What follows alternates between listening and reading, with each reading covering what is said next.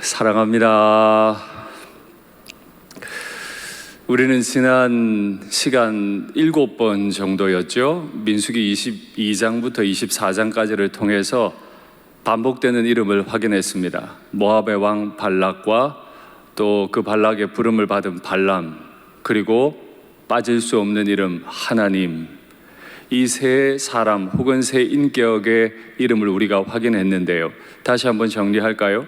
발락은 이스라엘을 바라볼 때 저주하려고 보았습니다. 발람은요, 이스라엘을 통해 돈을 벌려고 했었죠. 여호와께서, 하나님께서는요, 이스라엘을 사랑하셨습니다. 이처럼 이스라엘을 바라보는 세 시선은 참 많이 달랐습니다. 그래서 우리는 늘 하나님의 시선으로 우리 자신을 바라보고 새 힘을 얻게 되기를 간절히 바랍니다. 그런데요, 지난 22장부터 24장까지의 모습과 달리 오늘은 이스라엘 백성들에게 아주 좋지 않은 일 하나가 시작됩니다. 오늘 본문을 시작하면서 이스라엘 백성이 시딤에 머물러 있더니라고 합니다. 사실 이 시딤이라고 하는 자리는 오늘 기록된 일만 없었다면 이스라엘 역사 가운데 아주 유서 깊은 땅이 되었을 겁니다. 시딤은 여리고로부터 동쪽으로 대략 한 15km 정도 떨어져 있습니다. 여리고면 요단강 건너고 바로 가나안 첫 성이죠. 그러니까 가나안 바로 접경까지 와 있는 거예요. 그만큼 가까워요. 시딤과 여리고 사이에 가로막고 있는 건 요단강 하나밖에 없어요. 이제 요단강만 건너면 가나안이에요. 그곳이 시딤. 다 왔기 때문에 모세는 고별 설교를 그 시딤에서 행합니다. 그리고 자신의 후계자 여호수아를 세우고 그를 통해 통치하게 하고, 여호수아는 그 뜻을 받들어서 두 정탐꾼을 가나안에 보내요. 이제 진짜 가나안 목전까지 왔어요. 그런데 오늘 그 백성들이 시딤에 머물러 있더니 그 백성이 모압 여자와 음행하기를 시작하니라. 40년을 걸어왔습니다. 하늘의 하나님께서는 발람의 저주를 그렇게 막아주셨어요. 이제 이 강만 건너면 그렇게 기다렸던 가나안인데, 강 건너기 직전에 그들이 모압 여인들의 유혹에 빠져서 음행하기를 시작했대요. 그래서 저는 소원합니다. 우리가 있는 자리마다 주여 깨끗하게 하시옵소서. 우리가 있는 자리마다 음행을 하지 아니하고, 탐욕을 하지 아니하고, 미워하지 아니하고, 범죄하지 아니하고, 우리가 있는 자리에서마다 하나님을 사랑하고 제자로 살고 형제들을 사랑하며 살게 하옵소서. 그리스도의 흔적이 남는 자리가 되게 도와주시옵소서. 이런 기도가 더 간절해지는 밤입니다. 하나님께서 우리에게 주신 그 격전지 시딤에서 우리의 믿음을 끝까지 잘 지키는 은혜가 있기를 바랍니다. 그 백성이 모압 여자들과 라고 했습니다. 그 백성은 누군가요? 그렇습니다. 이스라엘입니다. 그러나 이스라엘은 누굽니까? 발람이 그렇게 저주하려고 했어도 하나님이 나귀의 입을 열어서라도 결코 저주하지 못하게 했던, 제가 말씀드렸던 대로예요. 발람의 저주가 무슨 대수예요? 그러나 내 새끼 너무 귀하기 때문에 내 새끼들을 향해 저주도 못하게 막으시는 하나님의 사랑이 향하고 있는 백성들이 이스라엘 백성, 그들이에요. 근데 그 백성이 모압 여자와 음행하기를 시작하니라 그랬어요. 모압 여자가 누굽니까? 모압의 왕의 여자들 아닙니까? 모압 왕은 누굽니까? 발락 아닙니까? 발락이 그렇게 저주하려고 했는데 하나님 막아주셨는데, 그 왕의 여자들을 통해 백성들이 다시 무너져 가는 모습을 우리가 확인해요. 조심하십시오. 저주가 무서운 게 아니에요. 유혹이 무서워요. 하나님은 우리 바깥에 있는 저주를 얼마든 막으실 분이세요. 그러나 내 내면이 견고하지 않아서 내 내면이 유혹에 빠지면 그건 정말 우리 인생의 뼈아픈 결과를 남기게 되죠. 그러니 오늘 너나 할 것 없이 오늘 이 시딤까지 와서 무너지는 백성들을 보면서 우리 자신에 대해 장담하지 않으면 좋겠습니다. 기도로 깨어 오늘 확인하십시오. 주님, 내 품 안에 있는 죄가 무엇입니까?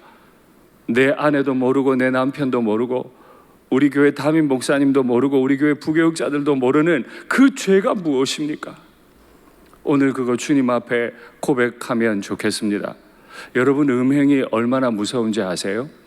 지난 화요일에 일간지 하나를 보니까요, 코로나 이후에 영상 시장을 주도하는 게 성인 영화래요. 성인 영화가 코로나가 시작되면서 영상 시장을 이끌어가고 있대요. 깜짝 놀랐어요. 왜 그럴까요? 회사에 못 가요. 친구들을 못 만나요. 운동도 못 해요. 그저 집에만 있어야 돼요. 집에 있으면서 뭐 한다고요? 다 성인물, 음란물에 취해 있대요. 그것 때문에 매상이 올라간대요. 여기서 한 가지 질문이 있습니다. 왜 할 일이 없으면 성인 영화가 생각이 날까요? 왜 할 일이 없으면 음욕이 일어날까요? 그건 우리의 본능이라 하겠습니다. 그러나 그 본능 따라 행하는 것이 정당합니까? 또 다른 질문이요. 왜 고요하면, 별일 없으면, 혹은 지루하면 왜 음욕이 일어나고 그걸 따라 행하기를 바라는 걸까요?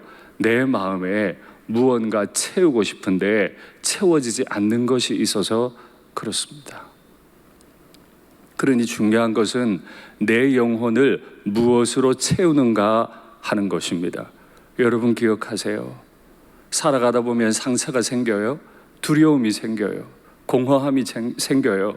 그 속에 하나님의 사랑, 하나님의 말씀으로 채우지 않으면 반드시 음욕이라는 것이 우리의 영혼을 잠식해 들어옵니다. 직분을 가리지 않습니다. 아니, 오히려 더 교회를 존귀하게 섬기는 분들을 더 유혹하죠. 제가 종종 말씀드립니다. 이 교회 새 가족 넘어뜨린다고 교회 넘어지지 않습니다. 이 교회 담임 목사를 넘어뜨리면, 이 교회 장로님들을 넘어뜨리면 교회는 넘어집니다. 그러니 제가 종종 드리는 부탁과 같이 저를 위해 기도해 주십시오. 제 마음이 하나님으로 가득 차도록, 제가 시딤까지 와서 무너지는 우를 범하지 아니하도록, 끝까지 주님만 사랑할 수 있도록 저를 위해 기도해 주시면 좋겠습니다. 모압 여자들과 음행하기를 시작했는데 거기서 끝이 아니에요. 모압 여자들이 자기들의 신들에게 제사를 드릴 때, 모압 여자들은 가나안 사람으로서 그 지역에 있는 수많은 더러운 우상들을 섬겼습니다. 그 우상을 섬기면서 늘 그런 음란한 행위들을 했죠. 음란한 행위가 끝났기 때문에 이제는 그 우상에게 제사할 때가 된 거예요. 그런데 한번 보십시오. 그 여자들이 자기들의 신들에게 제사 지낼 때 자기들만 제사 지낸 게 아니에요. 이스라엘 백성에게 참여하도록, 함께 제사 지내도록 청했다 그래요. 감히 누구라고 청해요? 이스라엘이 누군데 청할 수 있어요? 아니요. 이스라엘은 하나님 눈에 보배로운 존재였지만 그들은 이미 그 여자들과 몸을 섞었어요. 그들의 명패에는 일상교회라고 적혀 있지만 그들의 문화는 온전치 않아요. 그들은 직분을 가지고 있지만 그들의 내면은 타락했어요. 우리가 생각할 때 모압 여자가 어디 감히 이스라엘 백성 남자들에게 우상 숭배하자고 청할 수 있어요? 그러나 이미 그들은 다 노출되어 있고 그들은 연약해요. 그들이 청했더니 어떻게 했대요? 백성이 와서 같이 먹었어요. 우상의 제물을 같이 먹고 그들의 신들에게 절함으로 그들의 신들을 경배하기 시작했어요.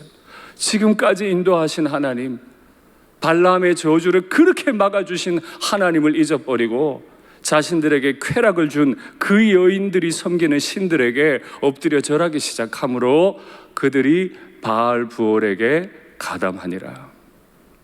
바알 부올이라는 말은 부올의 바알이라는 뜻입니다. 지명이기도 하죠. 부올에서 바알을 섬기다 하는 뜻입니다. 그 바알 부올에게 가담하는 우상 숭배자가 되는 일에 가담했다 그래요. 그런데 여러분 이상하지 않으세요? 왜 24장까지는 발람의 저주를 하나님이 다 막으셔서 이스라엘이 고요하게 지내다가 요단강을 앞에 두고 시딤에 와서 이스라엘 백성이 이렇게 무너질까요? 정말 무서운 이야기가 하나 있습니다. 민수기 말씀 확인하시죠. 보라, 이들이 발람의 꾀를 따라 이스라엘 자손을 부올의 사건에서 여호와 앞에 범죄하게 하여 여호와의 회중 가운데 연병이 일어나게 하였느니라. 발람의 꾀를 따라 이스라엘 자손을 부올의 사건에서, 누가 이 일에 꾀를 냈다고요?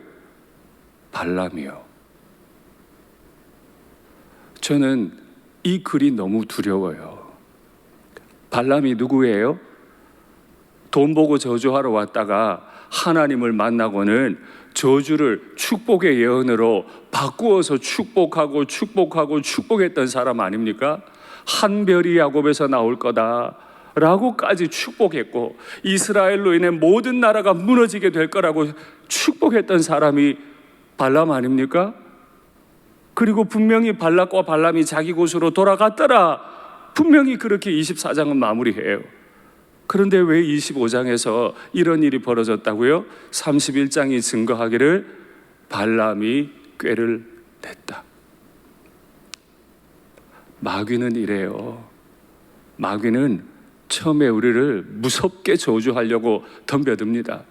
우리에게 두려움을 주고 우리에게 공포를 줍니다. 그러나 여호와가 계신데 마귀가 저주한다고 우리가 저주를 당하겠습니까? 나 대신 나무에 달리셔서 다 저주를 받으신 그분이 날 막아서고 계신데 감히 누가 우리를 저주할 수 있습니까? 발람은 저주가 막히자 꾀를 내서 이스라엘을 유혹해서 죄에 빠뜨립니다. 마귀는 쉽게 우리를 포기하지 않습니다. 우리가 순순히 가나안에 들어가도록 내버려 두지 않습니다. 저주를 하다 안 되면 유혹으로 바꿉니다. 발람 개인적으로 볼까요? 그는 하나님을 경험한 사람 아닙니까? 수많은 돈을 준다고 해도 나는 나에게 말씀 주시는 그분이 말하라고 하는 것밖에 말할 수 없다. 이 이스라엘을 사랑하시는 분이 어떤 분인지 나는 안다고 고백했던 발람 아닌가요? 그런데 왜 그는 돌아가면서 이스라엘을 넘어뜨리는 꾀를 냈을까요? 발락에게 혹시 말했을까요? 아니면 또 다른 여인들에게 말을 했을까요? 얘들아, 내가 저주는 못했는데 남자들 한번 꼬셔봐. 유혹 한번 해봐. 저주는 못해도 유혹에 넘어올지도 몰라. 마귀가 지금 우리를 보고 웃고 있을 겁니다. 너 열심히 교회 생활하니? 너 헌금도 많이 하니? 교회에서 직분도 받았어? 그래, 잘했다. 더 잘했다. 더 충성해라. 더 충성해라. 조용히 우리의 내면에 유혹을 밀어 넣을 겁니다. 발람은 자기 자신이 그 유혹에 넘어갔어요. 하나님을 경험했던 자로서 자기 자신이 그 유혹에 넘어갔어요. 제가 종종 말씀드렸죠. Finishing well. 시작은 다 아름답게 합니다. 그러나 끝이 아름답습니까? 발람은 저주를 위해 찾아왔다가 하나님을 만나고 자기 곳으로 돌아갔던 사람인데 끝까지 하나님 만난 자로 살면 좋았을 걸. 결국 자기 자신이 유혹에 넘어가서 이스라엘까지 유혹하는 죄를 짓고 말았어요. 기억하십시오. 바깥에 있는 저주가 두려운 게 아닙니다. 내 속에 있는 유혹이 두렵습니다. 그래서 주님께서는 제자들에게 기도를 가르치실 때 우리를 시험에 들게 하지 마옵시고, 이게 일용할 양식을 구하는 것만큼이나 중요한 기도예요. 주님, 내게 필요한 것 주세요. 육체의 건강 주세요. 재정의 복을 주세요. 주님, 유혹에 빠지지 않게 해주세요. 일용할 양식 주시고 건강 주시고 일터 주시고 재정 다 주셔도 유혹에 빠지면 일순간 무너지는 게 인생이죠. 우리는 발람을 보고 경고받아야 돼요. 시딤을 보고 경고받아야 돼요. 우리의 끝이 아름답게 되기를 간절히 바랍니다. 그때 여호와께서 크게 진노하셨어요. 그렇게 내 백성을 향해 저주 섞인 말을 내뱉는 것도 못 견딜 만큼 이스라엘을 사랑했는데 그 이스라엘이 하나님을 버리고 바알 그 더러운 신에게 가서 제사를 지내고 있으니 진노가 하늘에 닿죠. 내 마음에 안 드는 녀석이 와서 내 딸 데리고 간다고 말만 들어도 속상한데, 백성을 그렇게 사랑하셨던 하나님, 40년을 인도하셨던 그 하나님에게서 백성이 떠나가는 걸 어떻게 봐요? 하나님이 너무 진노하셔서 모세에게 명령합니다. 모세야, 각 수령들에게 명령해라. 이스라엘 각 지파에는 수령들이 있죠. 그 수령들에게 그 수령들을 잡아와라. 그 각 지파의 수령들을 잡아와서 태양을 향해서 매달아라. 여호와 앞에 매달아 버려라.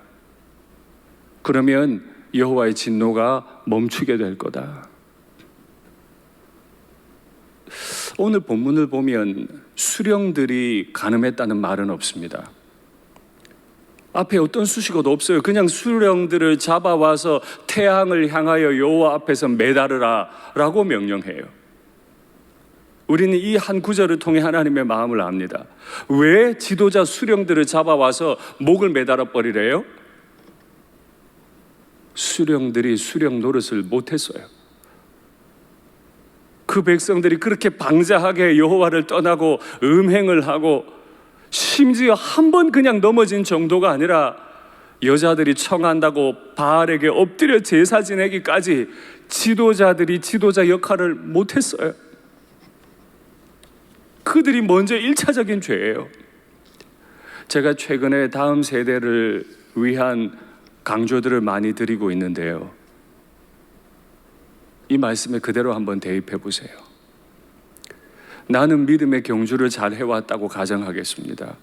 나의 아이들이 신앙을 떠나면요, 나의 아이들이 세상의 바알의 유혹에 빠져들어가면요, 하나님 마음 어떨 것 같으세요?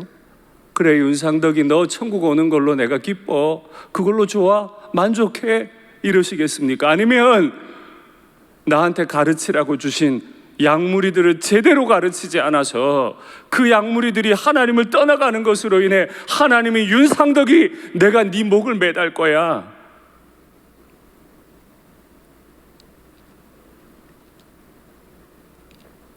이 음성은 결코 듣고 싶지 않은 음성이에요. 그러나 수령들은 반드시 들어야 하죠. 교회의 장년 세대는 반드시 다음 세대를 위해서 이런 무한 책임을 가져야 돼요. 내 집에 있는 내 새끼뿐 아니라 교회에 있는 다음 세대를 어떻게 세워갈 것인가, 이 아이들이 바알에게 무릎 꿇지 않고 하나님께 무릎 꿇을 것인가, 이 문제를 두고 격렬하게 싸워야 돼요. 여기서 내가 지면 태양을 향하여 내가 매달려야 한다, 이 위기의식을 가져야 되는 거죠. 때로는 이런 설교하고 싶지 않아요. 남들에게 말할 거 뭐 있어요? 제가 영적 지도자인데. 일산교회 우리 다음 세대들이 안전하지 않다면 제가 매달려야 되는 거죠.